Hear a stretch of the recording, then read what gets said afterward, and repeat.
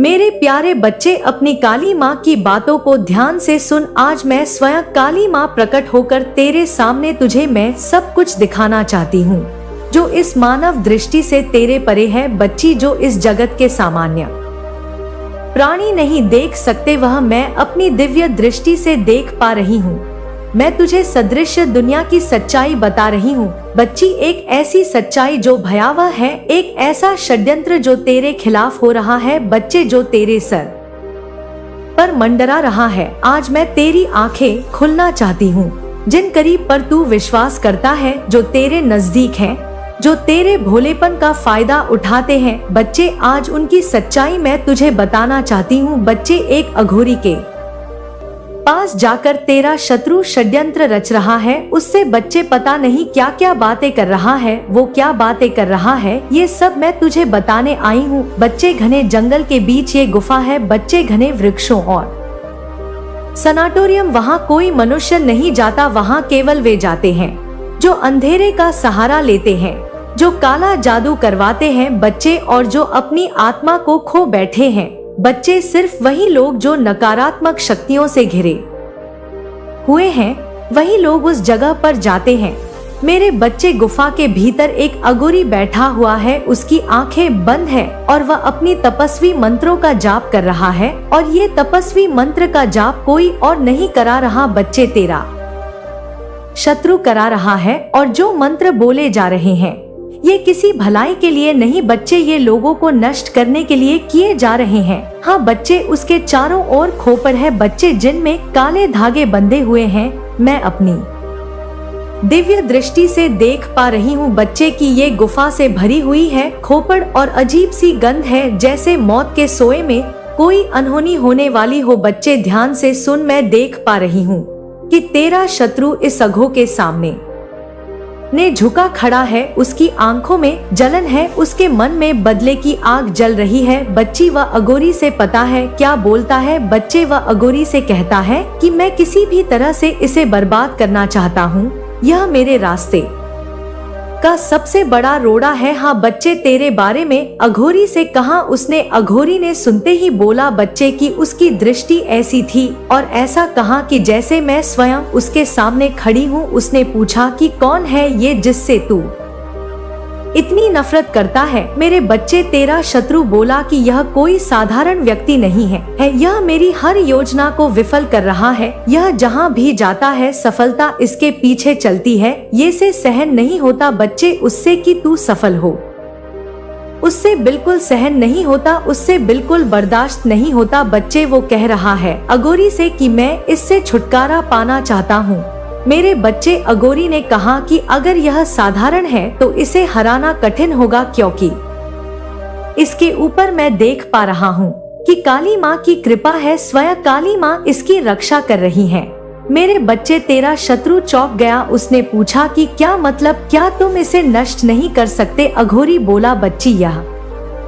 व्यक्ति माँ काली के संरक्षण में है, इसे सीधे चोट पहुँचाना संभव नहीं है, लेकिन हर व्यक्ति की एक कमजोरी होती है। हाँ बच्चे, अघोरी ने उससे कहा कि हर व्यक्ति की एक कमजोरी होती है, इसकी भी होगी, हमें उसकी कमजोरी का पता लगाना होगा। अघोरी ने अपनी तीसरी आंख का उपयोग किया बच्चे, उसने ध्यान लगाया, उसने तुझे देखने की कोशिश की, उसने तेरा नाम पूछा तेरे शत्रु से और नाम बोलते ही, लेकिन पता है बच्चे क्या हुआ, लेकिन उसे केवल प्रकाश दिखाई दिया। हाँ बच्चे, उसे इतना तेज प्रकाश दिखाई दिया बच्चे की अघोरी अपनी आंखें खोलने पर मजबूर हो गया। री ने कहा उससे बचेगी, असंभव है, उसकी रक्षा स्वयं माँ काली कर रही है। लेकिन हर व्यक्ति का दिल किसी ना किसी के लिए धड़कता है मेरे बच्चे। अघोरी ने उससे कहा कि किसी का दिल किसी ना किसी के लिए धड़कता है, इसका दिल भी किसी के लिए धड़कता होगा। अघोरी ने तेरा नाम लेना बंद कर दिया बच्चे, उसने तेरे प्रियजनों का नाम लेना शुरू कर दिया। ये बच्चे, तेरे शत्रु ने तेरे परिवारों के नाम बताए और तस्वीरें बता, उनके फोटो बताए, उनके चेहरे दिखाए। उसने कहा कि हम इसे सीध नहीं मार सकते। अघोरी ने कहा बच्चे, अघोरी ने कहा कि हम उसे सीध नहीं मार सकते, लेकिन जो इसके दिल के करीब है उन्हें चोट पहुंचाकर इसे तोड़ सकते हैं। बच्चे देख रहा है कैसा षड्यंत्र शत्रु और तेरा अघोरी कर रहा है। इस अघोरी का सर्वनाश निश्चित है। बच्चे, मैं आगे तुझे बताती हूँ, ध्यान से सुन। गुफा में अघोरी ने नए शुरू की। उसने काले कपड़े पर तेरा और तेरे प्रियजनों का नाम लिखा। उसने इसे हवन कुंड में डाल दिया। आग से काला धुआं निकाला जो सीधा तेरे प्रियजनों की और बढ़ा। बच्चे, मेरे बच्चे, यह दृश्य इतना भयावह है कि मैं तुझे शब्दों में नहीं बता सकती। मैं अपने शब्दों से कतरा रही हूँ बच्चे कि कैसे इन चीजों के बारे में तुझे मैं बताऊं। यह धुआं तेरे प्रियजनों को नुकसान पहुंचाने के लिए भेजा गया। बच्चे, मैं देख रही हूँ कि कैसे अघोरी अपनी शक्तियों को केंद्रित कर रहा है। उसकी आंखों में क्रूरता है। उसका हर शब्द एक जहर की तरह है जो तेरे प्रियजनों की ओर बढ़ रहा है। बच्चे सको, वह धीरे धीरे तुम्हारी धड़कनों में समा गई और तुम यह समझ नहीं पाए। आवाज में हल्की सी उत्तेजना, जैसे किसी को सच से अवगत कराते हुए। काली माता, तुमने कभी महसूस किया है कि उसके आसपास का वातावरण कितना ठंडा और रहस्यमय है? वह जितना पास आती जाती थी, तुम्हारी दुनिया उतनी ही सर्द और डरावनी होती जाती थी। क्या तुमने कभी उसकी आंखों में उस खौफनाक चमक को देखा था? क्या तुमने कभी महसूस किया कि उसके शब्दों के पीछे कुछ छिपा हुआ है? तुम उसे अपने विश्वास की छाव में रखते रहे और वह धीरे धीरे तुम्हारे पास आकर तुम्हारे अस्तित्व को निगलने की योजना बना रही थी। तुमने इसे समझा नहीं, क्योंकि वह चुपके से अपने हर कदम को मजबूत करती गई। अब जब तुम और तुम्हारा परिवार उसकी जाल में फंस चुके हो, तो वह तुम्हारे विश्वास को अपनी सबसे बड़ी ताकत बनाकर तुम्हारा सर्वनाश करना चाहती है। धीरे से और रहस्यमय तरीके से। काली माता, तुम यह सोचते हो वह सिर्फ तुम्हारा नुकसान करना चाहती है, लेकिन यह सिर्फ एक हिस्सा है। उसका असली उद्देश्य तुम्हारी पहचान और तुम्हारी शक्ति को छीनना है। वह जानती है कि तुम्हारी ताकत तुम्हारी आत्मविश्वास में छिपी है और वह उसे धीरे धीरे तोड़ने में लगी है। वह तुमसे सब कुछ छीनना चाहती है ताकि तुम पूरी तरह से कमजोर हो जाओ, ताकि तुम खुद को पहचान ना सको। कुछ पल के लिए खामोशी, फिर धीरे धीरे काली माता की आवाज तेज होती है। काली माता, तुम्हारी आत्मा और तुम्हारी शक्तियाँ सिर्फ तुम्हारी पहचान नहीं है, बल्कि तुम्हारे परिवार की खुशियों और समृद्धि का भी हिस्सा है। तुमसे छिनने के बाद वह केवल तुम्हारी नाश नहीं करेगी, बल्कि तुम्हारी पूरी दुनिया को खत्म कर देगी। वह तुम्हारी शक्तियों को अपनी सत्ता में लाना चाहती है, ताकि वह न केवल तुम्हारे जीवन को खत्म कर सके, बल्कि तुम्हारे परिवार के लिए भी एक घातक खतरा बन सके। वह तुम्हारे सबसे करीबी लोग, तुम्हारे रिश्तेदार, तुम्हारे मित्र, सभी को एक एक करके नष्ट करना चाहती है, ताकि वह खुद को सबसे बड़ी ताकत के रूप में स्थापित कर सके। धीरे धीरे आवाज में तनाव और डर महसूस होता है। काली माता, अब तुम क्या करोगे? क्या तुम अपनी पहचान को बचा पाओगे? क्या तुम उस औरत के असली चेहरे को पहचान पाओगे जो तुम्हारे सामने मासूम और प्यारी दिखती है? क्या तुम समझ सकोगे कि वह केवल तुम्हारा नहीं, बल्कि तुम्हारे पूरे अस्तित्व का नाश चाहती है? यह सिर्फ एक प्रतिशोध नहीं है, यह एक बहुत बड़ी साजिश है जो तुम्हारे सबसे करीबी से निकली है। अब तुम्हारी परीक्षा शुरू होती है मेरे बच्चे। तुम्हें यह पहचानना होगा कि वह औरत तुम्हारे पास क्यों आई और तुम क्या कदम उठाओगे जब तुम्हें पता चलेगा कि वह तुम्हारे सबसे बड़े दुश्मन से कहीं ज्यादा खतरनाक है। काली माता, मेरे प्यारे बच्चे, क्या तुम अब भी समझ नहीं पाए हो? वह औरत जो तुम्हारे आसपास थी, वह कोई और नहीं बल्कि तुम्हारा सगा है। यह एक धोखा है, एक खेल जो उसने बड़ी चालाकी से रचा है। तुमने उसे हर कदम पर अपना साथी माना, और यही उसकी सबसे बड़ी चाल थी। वह हमेशा तुम्हारे परिवार और तुम्हारे करीबियों में घुसी रही, हर पल तुम्हारे विश्वास को बढ़ाती रही। तुमने कभी महसूस नहीं किया कि वह तुम्हारे विश्वास के जाल में धीरे धीरे उलझती जा रही थी और अब तुम उसे पहचान नहीं पा रहे हो। काली माता की आवाज अब और गहरी हो जाती है, जैसे एक सर्प के फन की सरसराहट। काली माता, तुम समझते थे कि वह तुम्हारी मदद करने आई है, लेकिन वह तुम्हारी तबाही के लिए आई थी। उसका असली उद्देश्य तुम्हारे जीवन को नष्ट करना नहीं था, बल्कि तुम्हारी आत्मा को अपने कब्जे में करना था।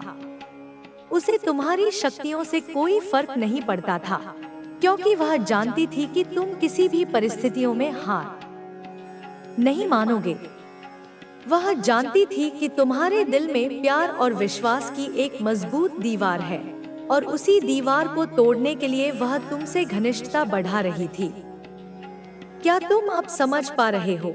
वह जो तुम्हारे पास थी, वह तुम्हारी शांति, तुम्हारी स्थिरता और तुम्हारी पूरी पहचान को निगलना चाहती थी।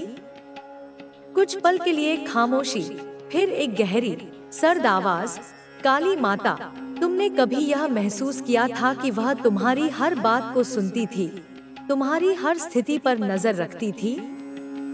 तुम्हारे परिवार के हर सदस्य पर उसका नियंत्रण था। वह जानती थी कि तुम्हारे दिल में जो सबसे गहरी कमजोरी है, वह तुम्हारे रिश्ते और तुम्हारे विश्वास है। उसने तुम्हें हमेशा यह यकीन दिलाया कि तुम सुरक्षित हो, जबकि वह तुम्हारे सबसे करीबी रिश्ते को सबसे बड़ी ताकत बना चुकी थी। वह तुम्हारे दिल में डर और शक नहीं, बल्कि प्यार और स्नेह को बुनने की कोशिश कर रही थी। तुम्हें यह विश्वास दिलाया गया कि वह तुम्हारी मदद करना चाहती है, लेकिन वह तो तुम्हारे अस्तित्व को धीरे धीरे खत्म कर रही थी। आवाज में हल्का तनाव, जैसे घातक सच का पर्दाफाश हो रहा हो। काली माता, क्या तुमने कभी उसकी आंखों में छिपे हुए डर को देखा था? क्या तुमने कभी महसूस किया कि उसकी मुस्कान में कोई छिपा हुआ दर्द है? वह किसी न किसी कारण से तुमसे जुड़ी हुई थी, लेकिन तुम नहीं जान पाए कि वह तुम्हारे अंदर की ताकत को छीनने के लिए ही तुम्हारे पास आई थी। यह कोई संयोग नहीं था कि वह तुम्हारी जिंदगी में आई थी। वह जानती थी कि तुम्हारी आस्था और तुम्हारी ताकत उसके लिए सबसे बड़ा खतरा हो सकती है, और वह इसे खत्म करने के लिए हर संभव प्रयास कर रही थी। धीरे धीरे काली माता की आवाज और बढ़ती है, जैसे वह अपने जाल को में एक नई शुरुआत का बीज रोप देती हूँ। हर बार जब तू टूटा, मैं तेरे टुकड़ों को इकट्ठा करके एक नई आकृति में गढ़ती रही। तू यह मत सोच कि वह दर्द व्यर्थ गया। वह हर पीड़ा मेरे हाथों से पवित्र हुआ है। हर आंसू मेरा अभिषेक बन गया है। अब तेरे जीवन में जो आएगा, वह तेरी चेतना की ऊंचाई देख कर आएगा। जो तेरे जीवन से गया है, वह मेरी योजना से गया है। कोई भी चला जाए, तू खाली नहीं होगा, क्योंकि मैं अब तेरे हृदय में निवास करती हूँ। तेरे शब्द अब मंत्र बन चुके हैं। तेरा मौन भी साधना है। तू कुछ भी बोले, उसमें मेरी शक्ति प्रवाहित होती है। तुझे अब किसी से प्रमाण लेने की आवश्यकता नहीं।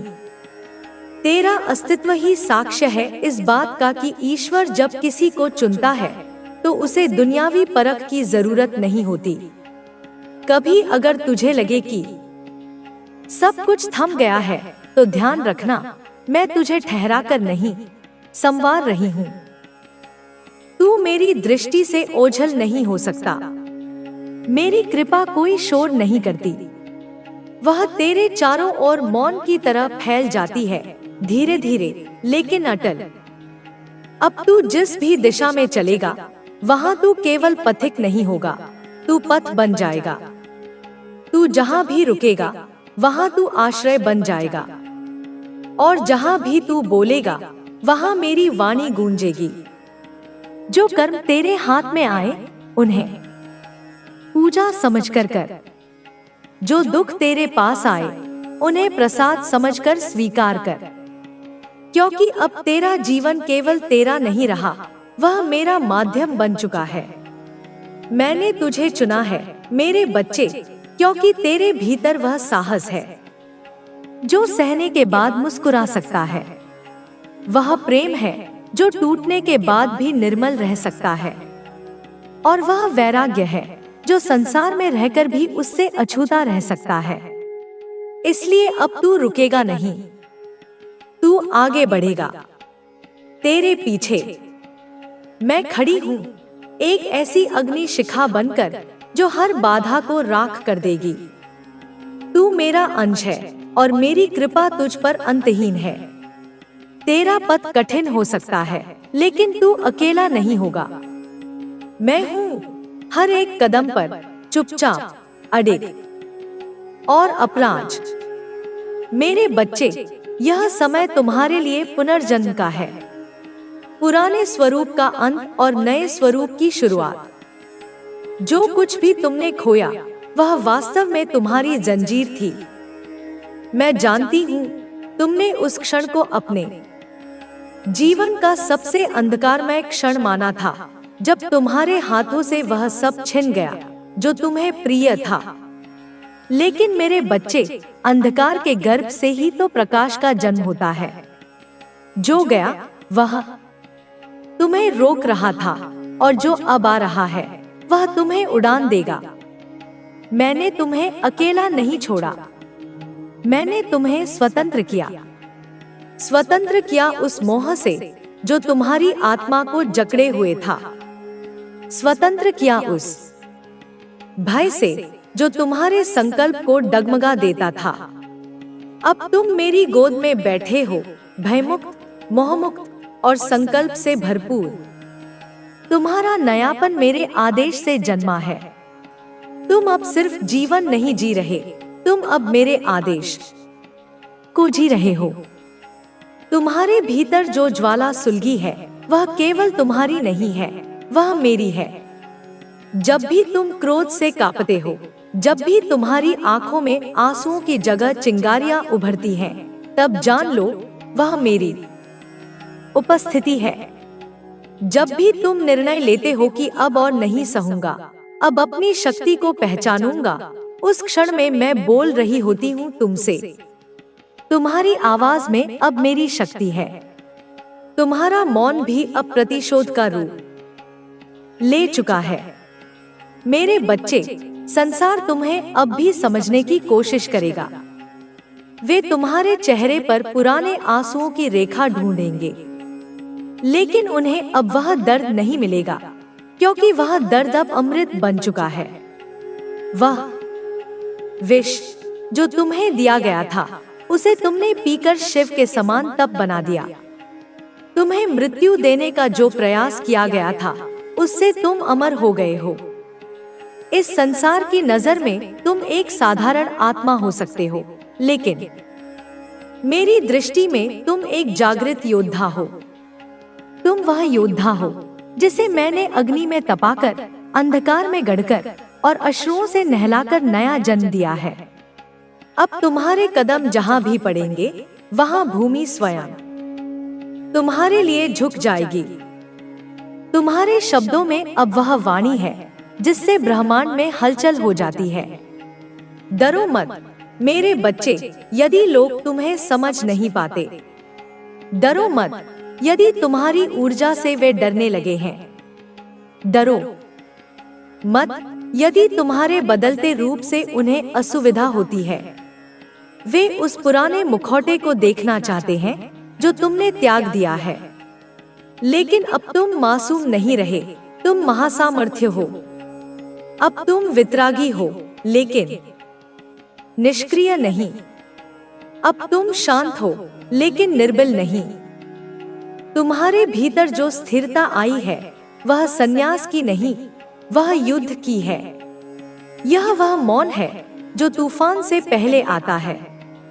यह वह मौन है जो केवल आत्मज्ञानी को डोट प्राप्त होता है। अब तुम मांगने वाले नहीं, देने वाले बन चुके हो। अब तुम्हें सहानुभूति की नहीं, श्रद्धा की आवश्यकता है, और यह श्रद्धा तुम्हें अब संसार से नहीं, स्वयं से प्राप्त होगी।